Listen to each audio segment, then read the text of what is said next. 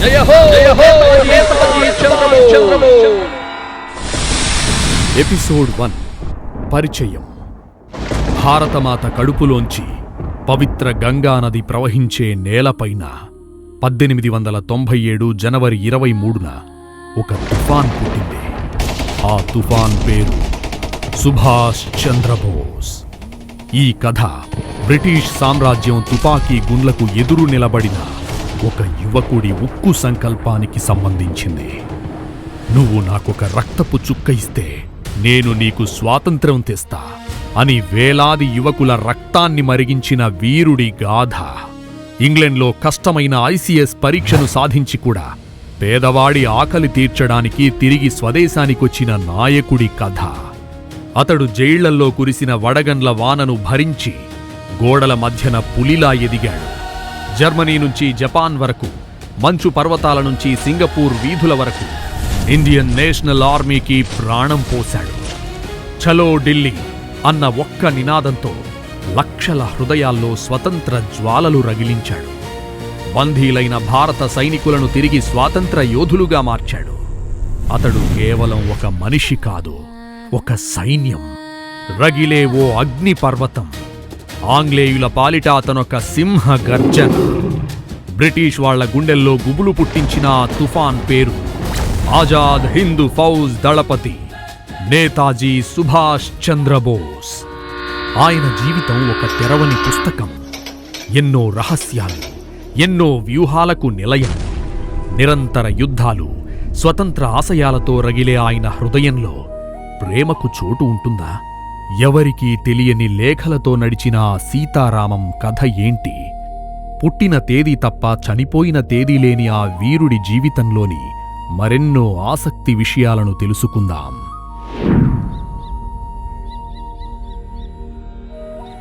Burma అర్ధరాత్రి అడవిలోని base camp. ఒక సోల్జర్, కెప్టెన్, మీ పాత వస్తువులన్నీ ఒక చోటికి తెచ్చాం. వాటిని ఎక్కడ పెట్టాలో చెప్తే అక్కడ పెట్టేస్తాం. నేను వాటిని ఒకసారి పరీక్షించాలి. ఆ తర్వాత ఎక్కడ పెట్టాలో చెప్తాను. టేబుల్ పైన పాత పుస్తకాలు చాలా ఉన్నాయి. అందులో తన డైరీని తెరవగానే చిన్నప్పటి ఫోటో కనిపించింది. దాంతో ఆలోచనలో మునిగిపోయాడు. అది 1897 జనవరి 23. కలకత్తా ప్రెసిడెన్సీలో భాగమైన కటక్ పట్టణంలో ఒక మధ్యతరగతి కుటుంబంలో 9వ సంతానంగా జన్మించాడు ఒక అబ్బాయి. కాని అతడు భవిష్యత్తులో భారతదేశ చరిత్రలో మిగిలిపోయే నేతాజీగా మారతాడని ఆ క్షణం ఎవరికీ తెలీదు. ఆయనే మన భరతమాత కన్న ముద్దు బిడ్డ సుభాష్ చంద్రబోస్. ప్రస్తుతం కటక్ ఒడిశాలో ఉంది. ఆ కాలంలో నేతాజీ తండ్రి జానకీనాథ్ బోస్ ఒక పేరు పొందిన న్యాయవాది. తల్లి ప్రభావతీదేవి ఇంట్లోనే ఉంటూ పిల్లల్ని చూసుకుంటూ ఉండేది. కుటుంబంలో ఎక్కువ మంది పిల్లలుండడం వల్ల సుభాష్ని పెద్దగా పట్టించుకునేవాడు కాదు. అక్కడి నుంచే సుభాష్ చంద్రబోస్లో మౌనం, ఆత్మ పరిశీలన చేసుకోవడం మొదలైంది. వాళ్లది ఉన్నత మధ్యతరగతి కుటుంబం అవడం వల్ల సుభాష్కు కష్టాల గురించి పెద్దగా తెలీదు. పిల్లవాడైనప్పటికీ ఆయనలో ఒక ప్రత్యేకమైన గంభీరత ఉండేది. పక్షులు ఆకాశంలో ఎగిరిపోతుంటే చెట్ల కింద కూర్చుని వాటిని చూసేవాడు. ప్రకృతిలో దాగి ఉన్న శక్తిని అన్వేషించేవాడు. తల్లి దగ్గర నుంచి భగవద్గీత, రామాయణం, మహాభారతం కథలు వినేవాడు. ఈ మహాకావ్యాలు ఆయన మనసులో దేశభక్తి విత్తనాలు నాటాయి. దానికి తోడు వివేకానంద పుస్తకాలు ఆయన ఆలోచన తీరుని మార్చేశాయి. ఆయన కూడా వివేకానందుడిలాగా ఆత్మజ్ఞాని అవ్వాలని, పేదలకి సహాయం చేయాలని బలంగా నిర్ణయించుకున్నాడు. ఆయనలో వస్తున్న మార్పుని చూసి కుటుంబం కంగారు పడింది. పిల్లవాడిని దారిలో పెట్టాలంటే చదువే మార్గమని ఎవరో చెప్పడంతో స్కూల్లో చేర్పించారు.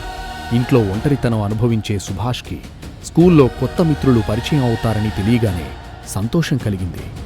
బడికి వెళ్లనని మారం చేయడానికి బదులు బడిలోనే కొత్త సంతోషాన్ని వెతకడం మొదలుపెట్టాడు.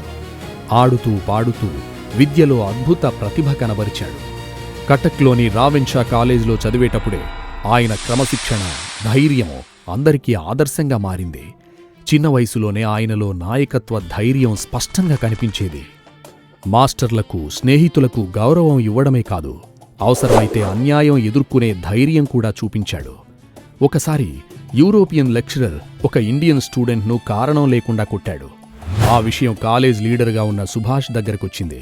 దాంతో ఆ విషయాన్ని ప్రిన్సిపల్ దగ్గరకు తీసుకుని వెళ్లి క్షమాపణ చెప్పమని అడిగాడు. ఇండియన్స్ను బానిసలాగా చూసే బ్రిటిష్ వారు దానికి ఒప్పుకోలేదు. దాంతో స్టూడెంట్స్ని పెద్ద ఎత్తున సమీకరించి స్ట్రైక్ చేశాడు సుభాష్. ఆ సంఘటన ఆయన స్వభావానికి అద్దం పట్టింది. ఆయన లైఫ్లో మేజర్ ఇన్సిడెంట్ జరిగింది. అది 1913. ఆయన ప్రెసిడెన్సీ కాలేజ్ కలకత్తాలో చేరాడు. అక్కడ ఫిలాసఫీ చదువుతున్న సమయంలో ఆయన మనసులో జ్వలిస్తున్న దేశభక్తి మరింత బలపడింది. కాని అక్కడ కూడా ఒక యూరోపియన్ ప్రొఫెసర్ భారతీయులపై అవమానకరంగా ప్రవర్తించగా సుభాష్ ఆవేశాన్ని ఆపుకోలేకపోయాడు. ఆయన పైన ఎదురుదాడికి దిగాడు. దాంతో సుభాష్ను కాలేజ్ నుంచి సస్పెండ్ చేశారు. కొన్ని రోజులు పేదలకు సహాయం చేయడం కోసం చాలా గ్రామాలు తిరిగాడు. ఆ తర్వాత స్కాటిష్ చర్చ్ కాలేజీలో చేరి ఫిలాసఫీ పట్టా సంపాదించాడు. చిన్న వయసులోనే ఆయన ఆలోచనలు లోతుగా స్పష్టంగా ఉండేవి. తన తండ్రి కోరుకున్నట్లు 1919లో ఇంగ్లండ్కి వెళ్లి ఇండియన్ సివిల్ సర్వీసెస్ కోసం సిద్ధమయ్యాడు. కేంబ్రిడ్జ్ యూనివర్సిటీలో చదివి 1920లో ఐసీఎస్ పరీక్షను విజయవంతంగా పాసయ్యాడు. ట్రైనింగ్లో ఉన్నప్పుడే జాబ్కి రిజైన్ చేశాడు. ఆయన హృదయం దేశభక్తితో నిండిపోవడం వల్ల ఆ ఉద్యోగాన్ని వదిలేసి ఇండియాకొచ్చాడు. అప్పుడప్పుడే చిత్తరంజన్ దాస్ ఉద్యమం రూపుదాల్చుకుంటూ ఉంది. దాంతో ఆయన నేషనల్ కాంగ్రెస్లో చేరాడు. ఇంతలో ఏదో అలికిడైనట్టు అనిపించడంతో వెంటనే కళ్ళు తెరిచాడు బోస్. క్షమించండి కెప్టెన్, మీరు విశ్రాంతి తీసుకుంటున్నారని తెలియక డిస్టర్బ్ చేసినట్టున్నాను. పర్వాలేదు, నేనే ఏదో ఆలోచనలో ఉండిపోయాను అని సోల్జర్కి సమాధానం ఇచ్చి డైరీ రాయడం మొదలుపెట్టాడు బోస్. స్వతంత్ర పోరాటంలో పడి నేను నా డైరీ రాయడమే మర్చిపోయాను. కానీ మనల్ని మనం పరిశీలించుకోవడానికి 10 నిమిషాలైనా కేటాయించకపోవడం అన్నది నిజమైన దౌర్భాగ్యమని వివేకానంద చెప్పిన మాటలు గుర్తుకొచ్చాయి. అందుకే మళ్లీ రాయడం మొదలుపెట్టాను. ఇది నా చివరి అంకంలో చెరగని స్మృతులుగా మిగులుతాయని చిన్న ఆశ. ఎమిలీ సెంకల్ తనని కలిసిన మొదటి రోజు గుర్తుకొస్తోంది. ఇండియాలో సహాయ నిరాకరణ ఉద్యమం జరుగుతోంది. దానివలన వచ్చిన అనుమానాలతో నన్ను 1930లో జైల్లో వేశారు. ఆ శిక్ష తర్వాత నా ఆరోగ్యం బాగా దెబ్బతింది. ట్యూబర్కులోసిస్ అంటే టీబీ రావడంతో చికిత్స కోసం 1933లో బ్రిటిష్ ప్రభుత్వం నన్ను యూరప్కి వెళ్లడానికి అనుమతించింది. అప్పుడే నేను యూరప్లో జర్మనీ, ఇటలీ, ఆస్ట్రియా మొదలైన పలు దేశాలను చూశాను. జర్మనీలో నాజీ పార్టీ ఆవిర్భావం ప్రత్యక్షంగా చూసి ఫాసిస్ట్ ఆలోచనలను పరిశీలించాను. ఇటలీలో బెనిటో ముస్సోలినీతో కూడా సమావేశమయ్యాను. ముస్సోలినీ నాయకత్వం, సైనిక శక్తి, క్రమశిక్షణ నన్ను బాగా ప్రభావితం చేశాయి. వాళ్ల సైనిక విన్యాసాలు, యుద్ధ విమానాలు నన్ను ఎంతగానో ఆకట్టుకున్నాయి. ఇండియాలో కూడా అలాంటి స్వాతంత్ర సైన్యాన్ని తయారు చేయాలని నిర్ణయించుకున్నాను. అప్పుడే నాకు ఇండియన్ స్ట్రగుల్ అనే పుస్తకం రాయాలనిపించింది. భారతదేశం సంకెళ్లను తెంచడానికి పోరాడిన మొదటి తరం వీరులను, మొదటి సిపాయి తిరుగుబాటుగా కప్పిపుచ్చిన సిగ్గుమాలిన చరిత్రకారులను విమర్శించాలనిపించింది. కాని నా ఆరోగ్యం అంతంత మాత్రమే. కాని నా ఆశయం నన్ను కుదురుగా ఉండనిచ్చేది కాదు. సరిగ్గా అప్పుడే నా వ్యాధిని నయం చేయడానికి బ్రిటిష్ ప్రభుత్వం నన్ను వియన్నాలో చేర్పించింది. అప్పుడే నేను ఇంగ్లీష్లో రాసే పుస్తకాలు, వ్యాసాలను జర్మనీలోకి అనువదించేందుకు ఒక సెక్రటరీ కావాలని నా మిత్రుడికి చెప్పాను. అక్కడే నాకు మొదటిసారి ఎమిలీ పరిచయం అయింది. ఒక సాధారణ ఆస్ట్రియన్ యువతి.